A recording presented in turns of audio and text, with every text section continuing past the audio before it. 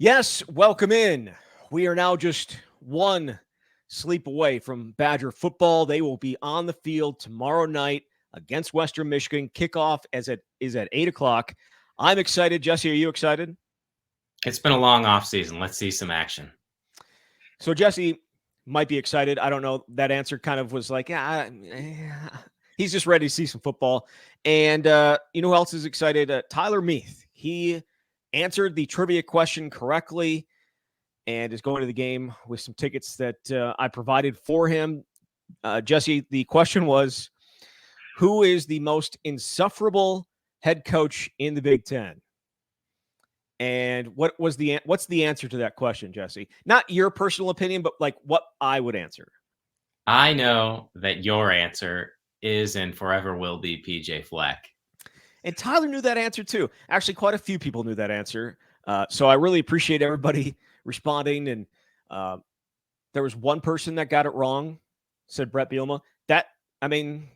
I can see that one too from different perspectives. I'm not at that point, even though he still has me blocked on Twitter or X. But yes, so congratulations, Tyler. He's going to be able to go to the game on tomorrow night.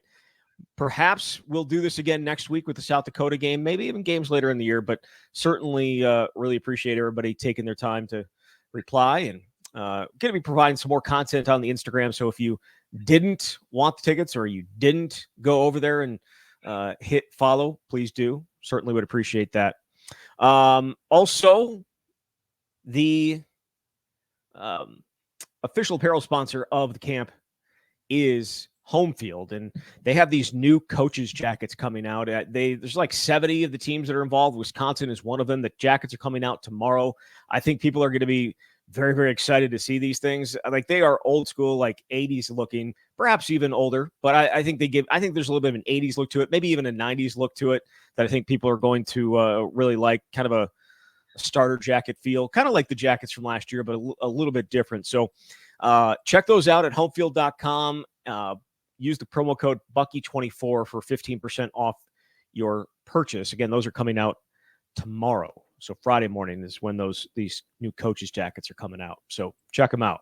All right, Wisconsin and Western Michigan. They will get it going tomorrow night, and we will be there.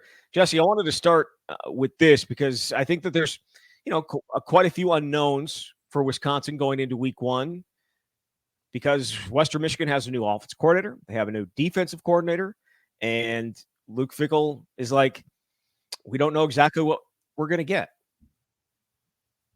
Yeah. I don't know exactly what to expect, but when he was talking about it, basically what he said is never have we gone into a game in a season opener knowing less about a team, which may sound scary, but what he said is allows them to focus on themselves and presumably get some film of what they did previously. Walt Bell, the offensive coordinator, was at Indiana before, and so they have a general idea.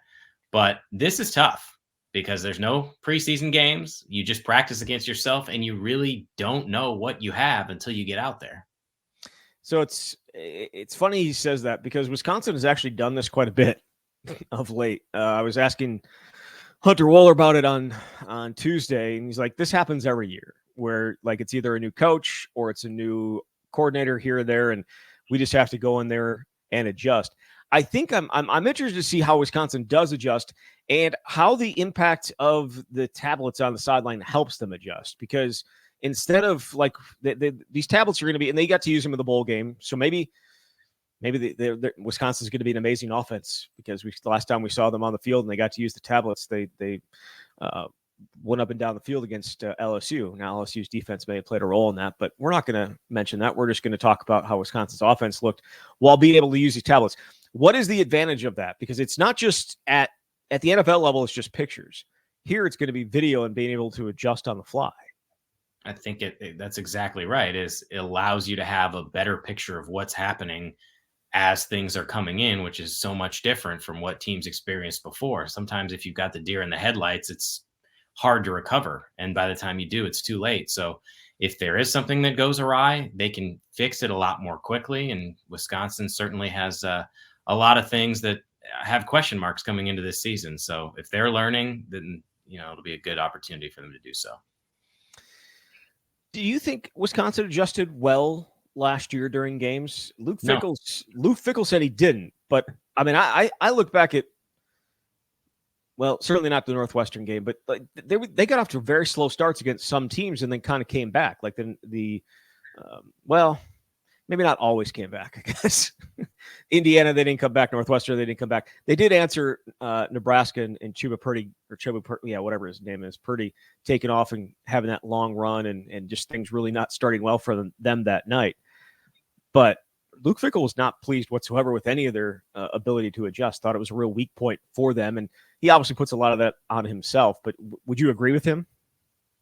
Yeah, I would agree. And you could say, well, Wisconsin was a better second half team, and so therefore they made necessary adjustments. But if you lose 6 games in a season, I don't think you're particularly good in any facet. And it was a struggle defensively. It seemed like they didn't know what to expect right away. They were reacting and not playing. And maybe some of that has to do with just it's a new defense, but that was an issue throughout the season. And so I don't know how much credit I'm willing to give them for being slightly better in the second half when they were terrible at times in the first half. So no, I'm siding with Luke on this one. All right. I think that certainly is fair. All right. A little fill in the blank here for you on week 1, Jesse. It will be a successful week 1 for Wisconsin if they look different than they did a year ago in a positive manner, because I know they won by 3 touchdowns in the opener against Buffalo, but it was close in the third quarter. I really feel like this is the type of game that Wisconsin needs to establish a multi-score lead and just never let up, keep the pedal to the metal, so to speak.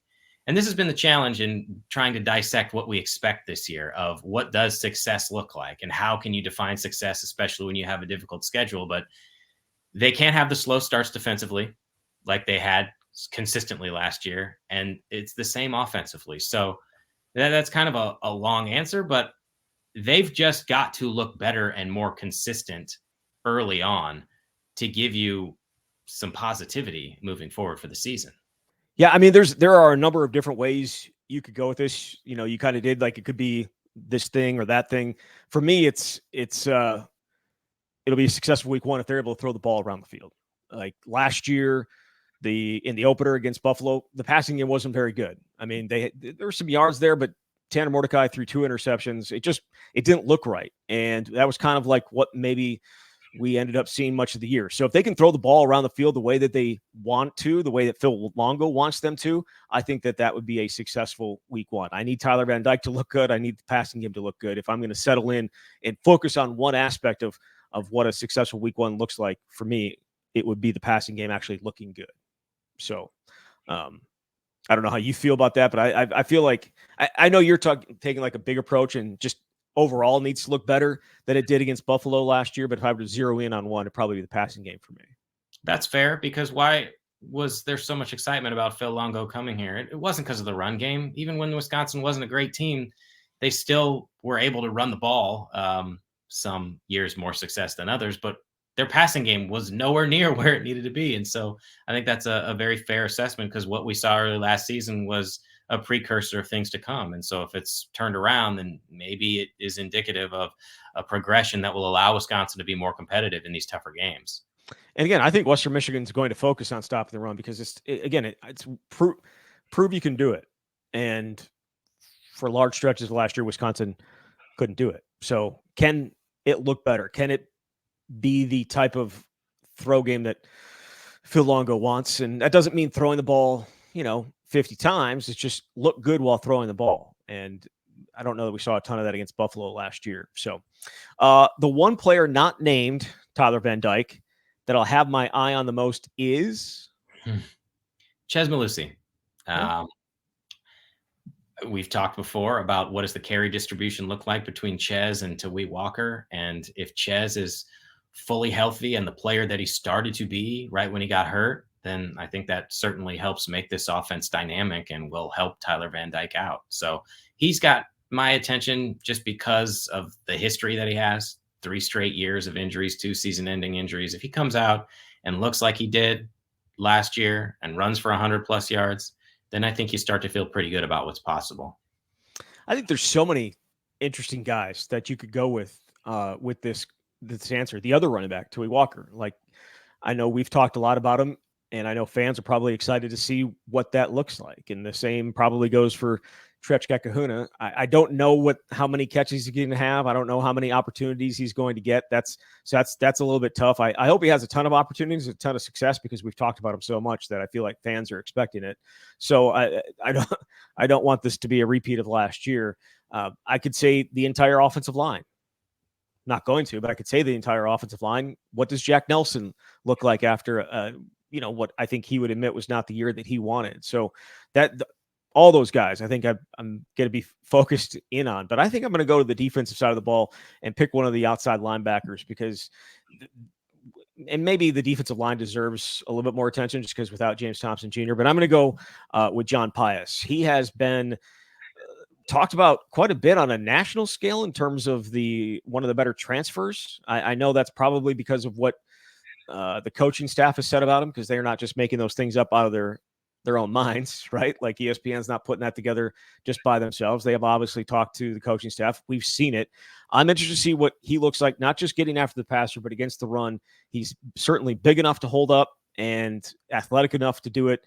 What does that look like against Western Michigan? So I'm going to have my eye on the entire outside linebacker group, but certainly John Pius. If I have to pick one, he would be the guy. I don't know how you feel. All right. Makes sense. All right, good. Dynamite drop in. All right. So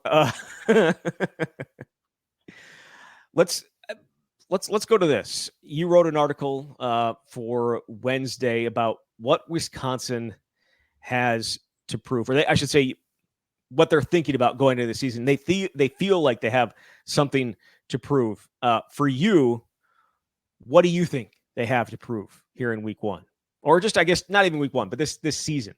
Yeah, I think it's a season-long thing as opposed to week one. I mean, if they lose week one, then it's oh my God. I don't even want to think about that. I don't. But I look at it as what does this season mean for the trajectory of the program and for Luke Fickell? It's just so important. And the premise of that story was talking to a lot of the veteran guys who have been around for a lot of change and who committed at a time when Wisconsin was the Wisconsin that people came to expect over the last couple of decades. Riley Nowakowski committed 3 weeks after Wisconsin played in the Rose Bowl against Oregon. Hunter Wohler committed a week before that Rose Bowl game. So these guys had a certain level of expectation, and we know what's happened since then. It hasn't been anywhere close. So they feel a sense of responsibility in what has happened. And I thought it was interesting too. Jake Chaney, who's a Florida kid, was talking about coming in that 2021 class. That was the highest rated class in the online ranking year, number 16. And he said, we're looking around, I'm asking, are we the downfall of this program? Are we the reason? And I don't believe that, because one class does not make up the entire roster or all the guys playing. But I just thought it was some interesting introspection from a group of guys who thought they were going to have really high highs and haven't. And so, having said that, I don't expect a 10-2 season. I don't expect them to be in the college football playoff conversation, but there are some distinctions that can be made. If you're 6-6, to me, you have not made progress. If you're 8-4, I think most people think 8-4 would be a solid season that puts them on the path to success. And maybe it's 7-5, but I think they've got to show, like we were talking about at the outset, improvement in all of these areas to feel like, well, if it's not going to happen this season, then at least you feel better about what the future can hold. So yeah, they all feel like they have something to prove because they haven't done anything of consequence here. A 7-5 record that looks like last year is not going to be good enough. A 7-5 record with improvement and showing that things are going the right way. Like, that's the thing. Like, you could finish the exact same, but if it looks like it did last year, then I have major questions and major concerns moving forward. If it looks better, if there's not the penalties, if they are having success offensively and not scoring, 23 points a game like they did last year, they're scoring more. They are more dynamic on that side of the ball. The defense is flying around and not making, not having any tackling issues that maybe popped up, especially early in the year last year, not allowing teams to jump out and hit them in the face and go right down the field, which happened way too many times last year. So I think those are, like, when you talk about improvement, those are things that need to improve. But again, it still could be a 7-5 season. And if those things improve, well, then you think maybe things are heading in the right direction. But any idea that this looks anything like last year is going to set off alarm bells for, I think, for everybody, certainly going forward. So if there's a single person on this roster that has the most to prove, who would it be, you think? Is it Tyler? Is it Tyler? It's the easy answer, just because of what he has done. So that's who I'm going to go with. And I also think he is the guy that can elevate this team's ceiling in a way that no other player on the roster can. Maybe that's an obvious answer too, but I think it's possible. So the Athletic did this hope-o-meter, and they did it last year, right? They did it last year too. I don't know if you guys did it before that. I assume you did. Probably. I don't know. Okay. All right. You do work there, correct? As far as I know, yes. Okay. All right. So the Athletics hope-o-meter, 73% of Wisconsin fans are optimistic about this season. That's down 23% from last year, I think, for obvious reasons. But why should fans, in your opinion, be optimistic this year? The optimism has to come from the progress that people inside the program believe they've made. And that's really it. You got to hang your hat on that, because the results of the last 4 seasons are why anybody would be pessimistic, and really what happened last season, which is why there was so much intrigue going into a year ago. And it just kind of looked like the teams of the previous years from a record perspective and an effectiveness perspective. But they've upgraded the roster. They're deeper. We've talked about how it feels like they're more talented. And that's what you have to hang your hat on going into the season if you have optimism. And why shouldn't fans be optimistic? Not that we're doing negative stuff here. I think we got accused some negativity in the comments off the season preview episode. I think people certainly have to understand that we're going to try and be as objective as possible. Jesse's obviously always objective. He's right down the middle. He never goes one side to another. I may lean certain ways when I'm talking about certain topics, but trying to be as objective as possible. And so there has to be at least, a little bit of reasons why they perhaps shouldn't be optimistic, why that 27% is not. Well, it's because of last year, more so than the last 4 years, because this is a new era and a new coaching staff. And so it's just, I think even people who are pessimistic want to have measured optimism. But it's understandable why people would feel that way. I sort of feel, and I've said this before, it's the prove it period. And I wrote about this in a story for Today, which examined Wisconsin's place in a 12-team college football playoff world. And I'm not saying that it's happening this year, just what it means for the program moving forward. They just haven't earned the benefit of the doubt in any way. And that might have also been in the unranked story as well that I wrote about on Wednesday. Like, they spent the last 4 seasons, they entered the year ranked in the top 20. And some of those seasons probably didn't really have a right to be. And they're not ranked now for the first time in 8 years. Why? Because they haven't earned the benefit of the doubt. So that's where it's at. Yeah, again, you lose that. Whereas certain programs don't lose it.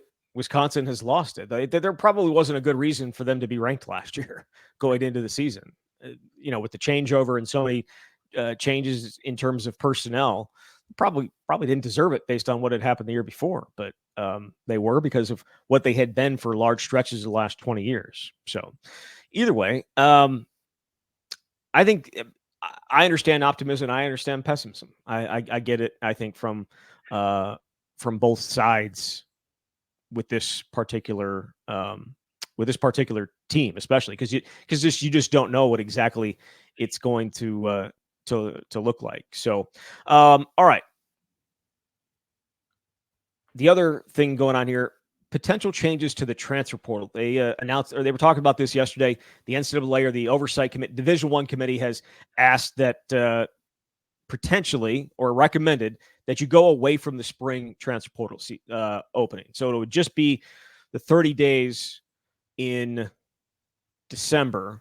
I think they might extend that, but they're taking away the 15 days. They're recommending taking away the 15 days in April. Is that a good thing, a bad thing, or irrelevant for Wisconsin, do you think? I think there's different answers, because I'd be in favor of it if I was a player. I look at it from, what have we seen during this transfer portal window the last couple of years? Yes, Wisconsin has lost guys in the spring window, they're losing guys who are slipping on the depth chart and just realize they don't have a shot of playing, or if they are going to play, it's going to be minimal. It's not like they're losing starters. And take this last spring, for example. So they lost guys. They brought in 2 post-spring transfers. And correct me if I'm wrong, but Brandon Lane, the defensive lineman from Stephen F. Austin, and then Joseph Griffin, the wide receiver from Boston College, 2 guys that they didn't have for the spring. So it feels sort of negligible. But like if guys aren't all in, you have a better sense of where you fit during spring practice. So like, I also think about Nick Evers as the perfect example of why the spring window is a good thing. Because, okay, he went through his first year here. He redshirted. They brought in 3 transfer quarterbacks. He was behind Braden Locke, but now I've got another year or offseason in the playbook, and where do I fit? And maybe I have a chance. And it was very clear that he was not going to have a chance. And maybe you could argue, well, you should know that when there's only one window in December moving forward. But he had a greater sense of what reality looked like, and he was able to then transfer and go to UConn, where he's been named the week 1 starter. So it's a great position for him. And I don't know if that's would have happened if there was only one window. Maybe he sticks around for another year and is unhappy or just doesn't have a role. So I feel like I've got a couple different perspectives on this, but if it's specifically for Wisconsin's program, they're losing guys who aren't really playing, and they're bringing in guys that it's pretty late in the process and kind of to be determined on what the role is going to be. They're not necessarily superstars. Just to clarify, it is the 30 days. It would open, I believe, the day after the announcement of the college football playoff, and then close January 7th. But players who had bowl games or playoff games or whatever it is would have another 5 days after. Like if they played on January 4th, they would have until the 9th. So, but that is the recommendation. Now, this feels like something that's going to get challenged. Right? I think it should get challenged, honestly. Yes. I mean, I think it's a good thing. I know that Luke Fickell's not a fan of that spring portal, just because like trying to keep guys, and like he wouldn't even talk to us about the portal during spring ball, and they pushed practice back so that like the practice was still going on while the portal was open. So I don't know that maybe Luke would be in favor of there being just one, but I think, last year, Nazir Forkreen was a guy that they added after spring ball. Like he didn't go into the portal until April. So you don't have him if this thing doesn't exist, right? Or does he just say, screw it, I'm going to jump in January instead? Do more people just say, well, I'm not even going to give it a chance in the spring, I'm just going to go?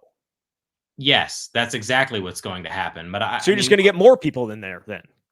I also feel we're just in this player empowerment era where taking away opportunities just doesn't strike me as the best thing, even though it's better for the program because you know what your numbers are going to be. And if you're not happy, well, you didn't enter the portal, so you got to stick it out, even though you got to spring practice and you're on the 3rd team.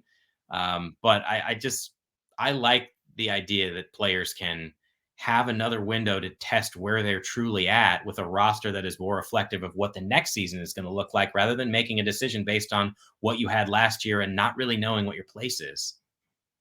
Yeah, I mean, I certainly agree with that. And there have been guys like that at Wisconsin. Obviously, Nick Evers is there, but I'm going to wait to see if this actually gets approved before having like a really strong opinion on it. I feel like there are going to be player, as you mentioned, player advocates. I can do it. That are going to probably put up a big fight over this, and it'll likely end up in court. And we know how the NCAA and everything else has worked out for them in court. Not very well, but again, we'll see. We're going to do this real quickly before we get to our picks, but top 50 games, Big Ten games since 2000. The Athletic put their list together. There's, I believe, 9 Wisconsin games on the list, including number 4, the 2011 Big Ten title game win over Michigan State. I sent you the list of the games that Wisconsin was involved in. Which is the best game in your mind? Well, I'll say it's funny when you do this long enough, you forget some of those games. And I would not have thought, for example, the 2012 game at home against Penn State was one of the top 50 best games. It certainly wasn't from Wisconsin's perspective, though. It was at Penn State. Okay. No, I'm right? thinking of 2013. Yeah, at Penn State was 2012. That's when Monte broke the record, but then they hit a field goal in overtime to beat them. That was the year that Wisconsin lost three games in overtime. Yeah, that was Okay. 6-loss Wisconsin team. Anyway, 8-6. Yep, 8-6. I've forgotten about that one. Yeah. I think the one that's highest rated is the one that I would say, for obvious reasons, the Big Ten championship game in 2011. I think it's number 4 overall in the top 50 It best is. Big Ten games. Yep. It was such a great back and forth game. It was the first time we'd ever seen a Big Ten championship that was Russell Wilson. You had the pass to Jeff Duckworth. Like, there have been a lot of other good ones. The Iowa-Wisconsin game, the 2010 one, is pretty damn epic. And I did an oral history about that game with our Iowa writer, Scott Docterman, and people still have fond memories of that and what it meant for the two programs. But just seeing a Big Ten championship game decided like that after Wisconsin had lost on a Hail Mary earlier in the season so the Badgers could go to the Rose Bowl is probably at the top of the list for me. Yeah, that's a good one. I would have picked the Iowa-Wisconsin game. Maybe it's because I was there. I was not at the 2011 title game, so maybe that would have been a little bit higher on the list. It was a great game, obviously, but I probably would go with the 2010 game. That's as loud of a stadium as I've ever been in, and what Wisconsin did on that final drive, the fake punt, and just the finding a way on 4th down, and then Monte Ball getting essentially was the jump off point of his career at Wisconsin when some of the other guys went down and he kind of took over. But yeah, that one's up there. There's a lot of really good games. The other ones that are included in this, the 2005 game at Minnesota, the block punt game, which was obviously a fantastic game. Another block kick game in 2000 against Purdue where they blocked a field goal and returned it for a touchdown. I think it was going to be a game-tying field goal or maybe a game-winning field goal. 2017 Big Ten title game between Wisconsin and Ohio State, where Wisconsin came up 43 yards short, was number 37 on the list. The 2019 game versus Iowa, where Nate Stanley and Chris Orr met at the goal line on a 2-point conversion on the hardest hit I've ever seen on a field at Wisconsin. Like it.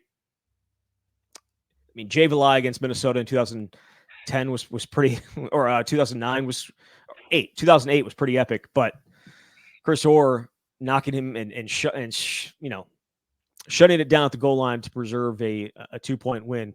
Very impressive. Then I already mentioned the Penn State game. The game at Michigan State is in the top 10 as well. That's number 8.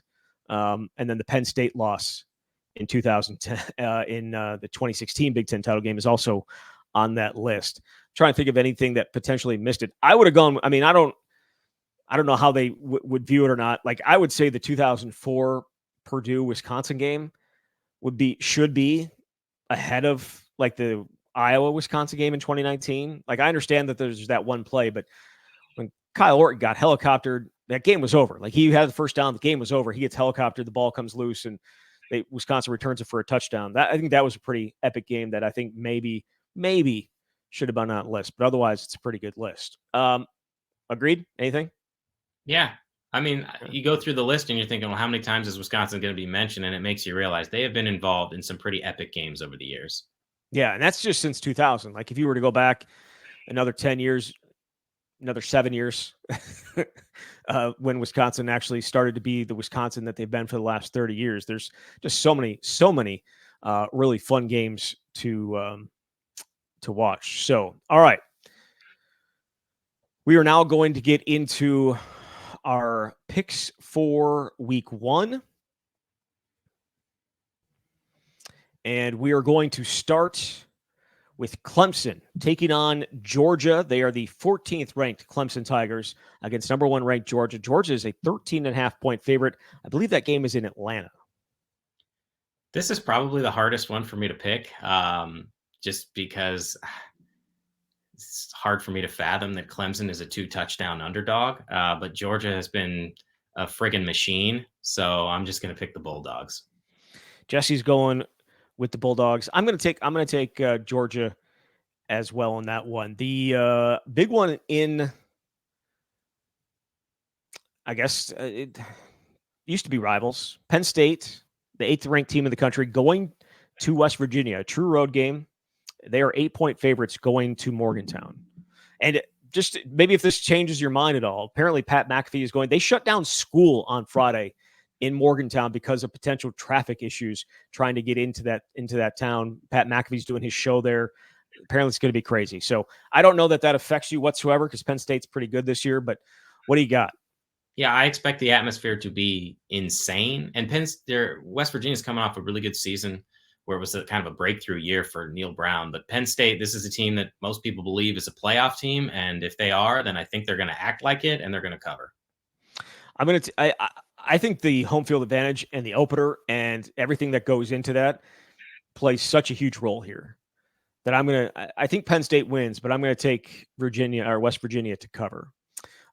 Akron going to Ohio State, the number 2 team in the country. They are 48.5-point favorites in that game. I am always leery of spreads that are this massive. While I think Ohio State will absolutely hammer Akron, I'm hesitant to say they will do so by 7+ touchdowns. Maybe they'll win 66-3 and make me look bad, but I'm going to go Akron on this one. Yeah, I guess I didn't go and do the research on how many times Ohio State's been a 48.5-point favorite and actually covered, but that is a huge, huge number.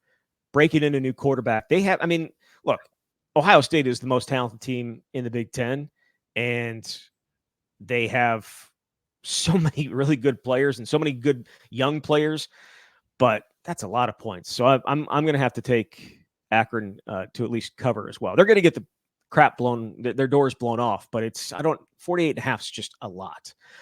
Miami, the 19th ranked team in the country, going to Florida to take on Graham Mertz and the Gators in the Swamp. Miami's a 2.5-point favorite in that one. Yeah, this to me, at least in part, is a question of how much faith one has in Graham Mertz. Billy Napier has been very complimentary of him. I know Florida went 5-7 a year ago, though Mertz's numbers were pretty solid. I think I'm going Florida on this one. At home, yeah. Yeah. He will not be. I don't think Graham's going to play every play. I think there's going to be some things. Is it Legway or something like that? The 5-star quarterback down there. I think he probably will get some opportunities, but they put Graham in such a better position to be successful than perhaps Wisconsin did. They didn't put too much on his plate. They didn't ask him to throw the ball down the field a ton. Just get the ball in your playmakers' hands and let them work. And I think that's going to be the case as well. But what does Cam Ward look like? We saw Cam Ward, out at Washington State last year. He's now the quarterback at Miami. How does he look? And playing with a ton of talent on the outside. It's up and down, but I think at Florida, I'm going to take Florida. Take Florida as well. One of the couple top 25 matchups this year, three. There's 3 top 25 matchups this weekend. Notre Dame, ranked 7th in the country, going to Texas A&M, who's ranked 20th in the country. Texas A&M favored by 3, and they're breaking in, obviously, a new coaching staff as well. Right. I'm interested to see what Mike Elko does there. Obviously had great success at Duke. This one's really hard. You talk about the West Virginia atmosphere and experience. Texas A&M is one of those bucket list type things too, and I wonder how much that's going to have a role in this. I think I'm going to go A&M on this. Yeah, favored by 3. Notre Dame has a new quarterback as well, Riley Leonard, coming over from Duke. So there is some newness to that as well. But I feel like Texas A&M is just continuously overrated. Just because of the name, and they are a team that has been given the benefit of the doubt over and over and over and over again, and has continually come up short. So I'm gonna take Notre Dame on the road. Maybe they don't win, but maybe it's a late field goal that gets Texas A&M the win, and it's a push.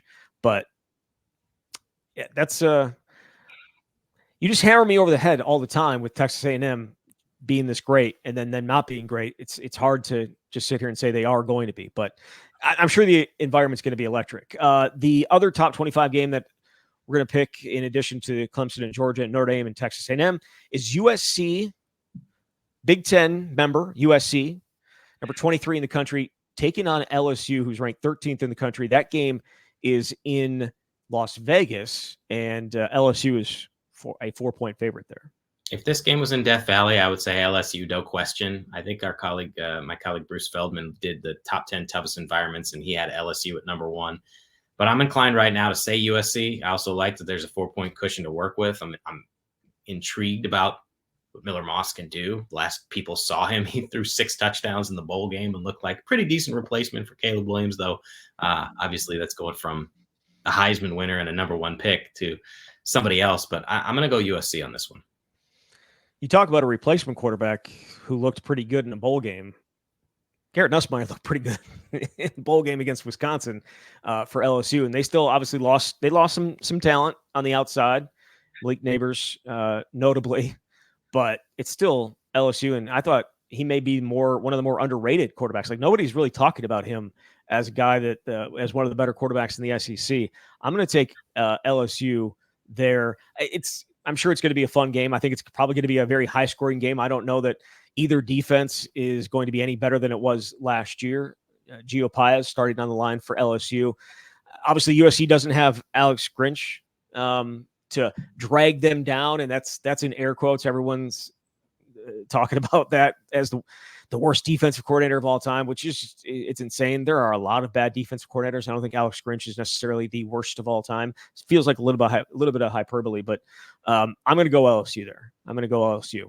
And the main event of the weekend, Friday night, 8:00, Camp Randall Stadium, under the lights, Western Michigan at Wisconsin. Badgers 23.5-point favorites. The Vegas odds makers really know how to pick a line that makes you think. This is right on the cusp there.